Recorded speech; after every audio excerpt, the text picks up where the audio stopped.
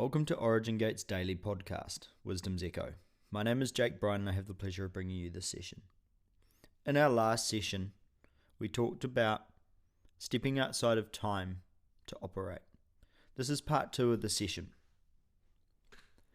As we move forward, we talked about being able to slow time down, step out, look above into a situation, like the face of God with the eagle representation.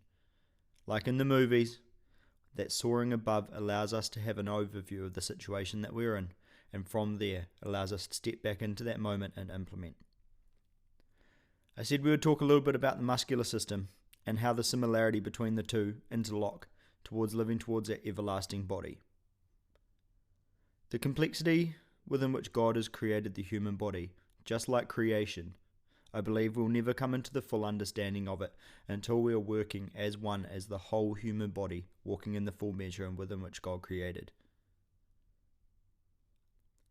Now the other side to the coin, when it comes to slowing things down, is then being in a moment and being able to execute with precision, accuracy, and speed and pace. When we take the time to step out, slow time down, and assess the situation, what we are doing is we are reaffirming the pathways within our mind and within our structure and within our being, so that when the time comes that we have to act, we have prepared, we have the systems in place, and we can trust that the execution of what the body is going to do is going to be on point. When we look at the muscular system, it works very similarly. The muscular system has a structure within the body, and that structure makes up the largest component of organs within the body. When the muscular system is moving inefficiently,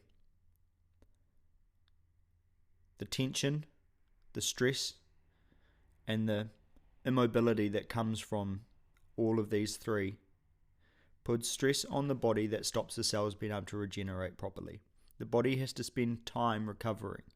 The neural pathways that go to the muscles to the brain and teach your reaction points, your movements, your subconscious actions, they take time to learn. When we step out of time, or we step into a moment to learn these things with time and accuracy, we reteach the body the pathways within which we want to learn. Now, why is this important? We're talking about the structure of the body, but God created creation for us to rule.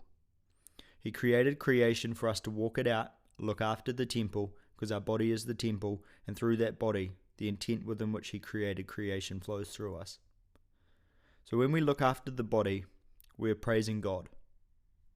We're allowing ourselves to look after the world within which He created, and we're allowing ourselves to be able to do what we're called to do.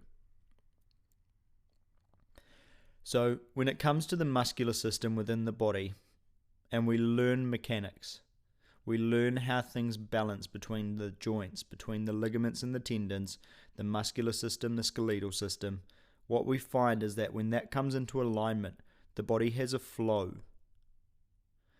A lot of people are so used to walking or doing everyday life with tension in their joints. They don't realize that it's wrong because it's what they've always had. But when you allow the spasticity, you hold the breath in the body and you expand those muscles, and then you complete a movement without it being tension. It's like floating on a cloud. As you grow stronger, you can take more load, you can hold higher weights, and you can complete that movement without the tension sitting there. It's therapeutic. What happens is you become stronger. Your muscles burn more calories, you get stronger, you become fitter, your system becomes more efficient, and therefore you live a healthier lifestyle. However, when this is compromised, what happens is the more load you take is the more tension that gets put on the joints or the other support areas that have to take the work. If we train in this position, the body takes that path of least resistance and it strengthens according to that. So as we execute from there, what starts to happen is order then turns into chaos. The body starts to get sore. It's tired. Our energy levels drop because while we sleep, we can't recover. Our body spends its time trying to fix our cells, our muscular alignment, and our movement patterns. I talked a little bit about overstretching in the last session. The way within which the muscles are structured are created to move within ideal ranges of motion. There's a point within which a muscle is extended, and then from there to stretch past it will start to lengthen the insertion points onto the muscle. The muscle spindles start to get inaccurate. Not inaccurate, they start to slow down the signaling process that goes between the muscle and the brain. And over time, that signaling process becomes less efficient. When we learn to train within the parameters within which the body works efficiently, like a machine, forward and backwards, as one muscle contracts, the other extends. There's that balance point, being aware of how the body moves, understanding mechanics, full body activation. Everything starts to work together and it complements itself. So in that same moment, like the last session, learning to step back, step outside of time, overview, moving slow, controlled, and feeling the muscle engagement, learning the voice of the body to hear what it is that is working and what isn't working. We allow ourselves to retrain those pathways. When we retrain those pathways to be correct, we spend time and repetition so that the body starts to bring itself back into that alignment. Just like we do with prayer, we engage with God, we bring our life back into under His wings. We turn our face back towards God in repentance and we execute from there. As we start to do this, the body starts to then be a reliable source that in that moment when we have to react fast, we've practiced time and time again with proper mechanics. We understand how the body moves and we've taught it. We engage purposefully rather than relying on reactions that come from lack of experience, lack of knowledge, lack of understanding. And therefore, when we start to execute, we can rely on the body. This releases to less injury, less tension in the body, reduces stress. So it's worth our while and our time. I feel blessed that God's placed this on my heart, although it's been a journey. Over the last 5 years of exploring into the fitness industry and trying to learn what is correct and what is not, I find that there are so many versions of truth today. One person will say that this is a thing, another person will say that that is a thing, and they seem to contradict each other. And this is why I find that learning the voice of your own body, asking your body what it's comfortable with, working within that. Now there's a difference between discomfort of the body and that burning feeling that comes with working a muscle. Learning to distinguish that voice, one is good for you and one isn't. The procedure, all of this comes with being able to step outside of time and practice. Then once that practice has been complete, we can then rely on the outcome. Like those subfolders that we talked about last time, those folders become full of accurate information that you can trust. As small things start to happen, say we do a little muscular tweak, we can then open that subfolder, we can look into it, and then we can find the pieces of information that work within, and then we can make minor adjustments, rather than waiting 30, 40 years until something catastrophic happens, and then we have to deal with a large situation. I currently have a new appreciation for the body. Last year with my injury, I tore several ligaments and tendons, and the process that has come from that has been very challenging. The amount of pain that the body has been in, the amount of discomfort, the way that it affects the headspace, the way that it affects the lifestyle within which I've lived thus far into my life. Having to slow down and actually be willing to allow the body to go through its process. We sit and quite often we don't have the patience. What does it mean to be willing to sit down, relax, and be okay with the situation that we're in? As God takes us through these journeys, there's always something to learn. Rather than being angst or against it, what can we learn? Change your mindset. Change it to a positive outlook on life. It's not too late to start, and it never is. Be that with our body, be that with our relationship with God, be that with exploring this pursuit of a meaningful life. When we put ourselves and our identity in God, we find that our soul, our spirit, and our body all start to come into that alignment. From there, under that awareness, I start to open up the categories that are involved within that. I assess and I engage. My challenge for you guys is to start the journey with the body.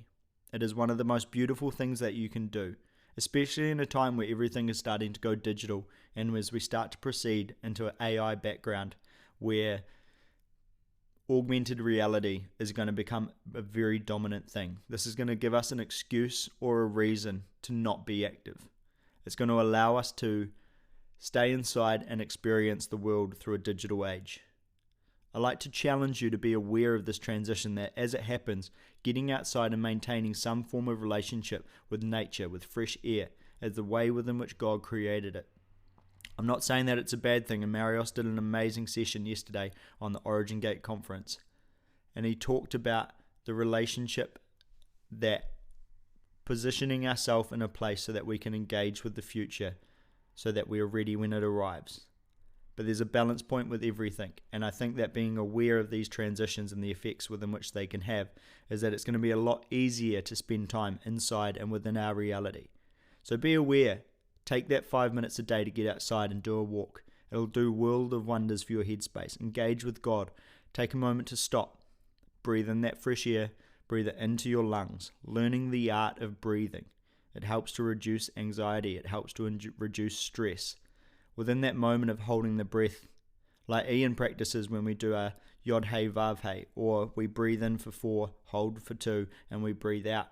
We sit, we hold the breath within us. It allows spasticity between the muscles and the joints. It expands, it allows a release of tension, and then we bring that breath out.